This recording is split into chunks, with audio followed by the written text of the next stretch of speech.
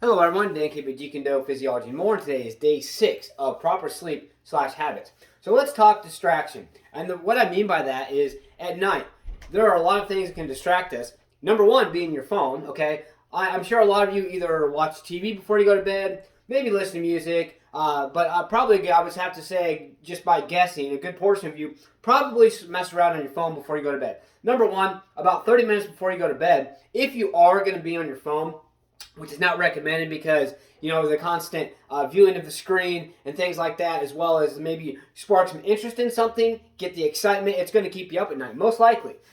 Everyone's different, of course, but in a general sense, that's how it works, okay? So if you are going to be on your phone, what I recommend is turn your brightness all the way down, turn your volume and everything all the way down, that way the notifications aren't startling you. Even if you're dozing off and you hear a notification, boom. Or if you're trying to sleep and you're a light sleeper, you hear a notification, boom. And you constantly feel yourself, these things happening, throughout the night and things like that. That is what is preventing you from getting that quality sleep, okay? There are lots of different types of distractions. I'll try to cover some today and hopefully finish up with some tomorrow with a challenge, of course. But as far as that goes, also one very important thing to think about is don't eat too soon before you go to bed, but you also don't want to eat too many hours before you go to bed. And what I mean by that is, if you hear this concept, and I'm going to say myth because it is honestly a load of shit, is, don't eat 4 to 6 hours before you go to bed. Okay, think about it like this. Okay, depending on how much you sleep, if you're like me, 3 to 5 hours most nights, if you get 6, woo, all right, cool. But the thing is, like I said about quality sleep, okay, one thing to think about too though, let's just go 6 hours. Say you get about 6 hours every night. Those of you who are 8 hours, okay, bring this into perspective even more. 6 to 8 hours, okay, that you're fasting, your body is not having any food. You add 4 to 6 more hours on top of that. Number one, you're slowing your metabolism down. Number two, you're going to be extremely hungry by the time you go to bed, and that honestly might keep you up at night too. So, what's a general rule of thumb? Well, number one, you never want to eat any large meals within 2 to 3 hours before you go to bed. So if you're going to eat something, which I highly strongly recommend, 1 to 2 hours depending on your digestion. Because I have a very fast, efficient digestion, mainly because I've eaten slow most of my life. Not like turtle slow, whatever, but we won't get into that right now. The point I'm making is this. It's about thinking about the fact of allowing the food to digest in enough time. That way you're not keeping yourself up with heartburn, things like that. Also, by not eating too soon before you go to bed, it's actually going to prevent you from gaining weight while you're sleeping. It's going to help you get more quality sleep. So all those things go hand in hand because more quality sleep includes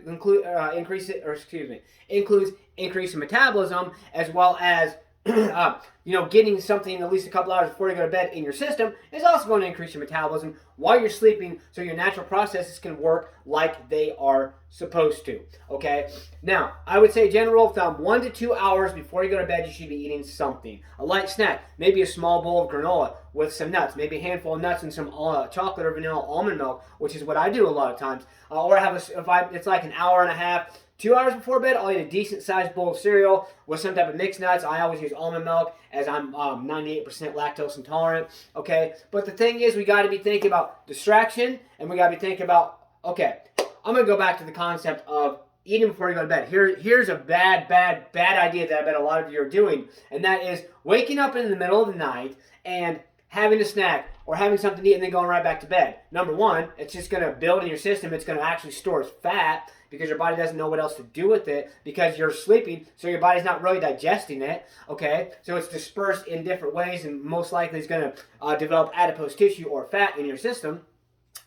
And also think about the fact of this, okay? It has actually been studied multiple times in many different ways that, okay, when we go to bed, say it's a couple hours before we go to bed. Say we had our snack already, and it's an hour and a half, 2 hours later, and you're hungry again.